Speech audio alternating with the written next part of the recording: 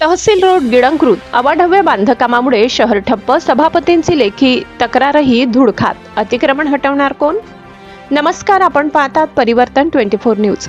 तळोदा शहराच्या मध्यवर्ती तहसील कचेरी रोडवरील अवाढव्य अतिक्रमणाचा मुद्दा आता चांगलाच तापला असून व्यापारी, दुकानदार आणि नागरिकांमध्ये तीव्र संतापाची लाट उसळली आहे. मुख्य बाजारपेठेतील SS मोबाईल शॉप समोरील अनधिकृत बांधकामामुळे रस्ताच गिळंकृत झाल्याचा आरोप होत असून वाहतूक कोंडीने नागरिक हैराण झालेत.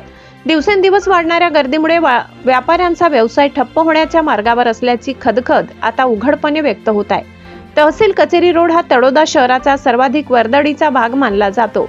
याच रस्त्यावर मोठे कॉम्प्लेक्स उभारून त्यासमोर करण्यात आलेल्या कथित बेकायदेशीर बांधकामामुळे रस्त्याची रुंदी कमी झाली आहे. परिणामी ग्राहकांची वाहने थेट रस्त्यावर उभी राहत असून सततची वाहतूक कोंडी, हॉर्नचा कर्कश आवाज आणि धक्काबुक्कीमुळे परिसर अक्षरशः त्रस्त झालाय.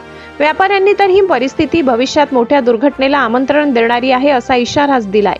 विशेष म्हणजे या प्रकरणात पालिकेच्या बांधकाम सभापती प्रतिभा पाडवी यांनीही मुख्याधिकाऱ्यांकडे लेखी तक्रार दाखल करत मात्र इतक्या गंभीर तक्रारीनंतरही पालिका प्रशासनाकडून अद्याप कोणतीही ठोस कारवाई करण्यात आलेली नसल्याचे संशयाचे वातावरण निर्माण झाले आहे. नेमकं प्रशासन कोणाच्या दबावाखाली आहे आता असा सवाल नागरिकांकडून उपस्थित होत आहे.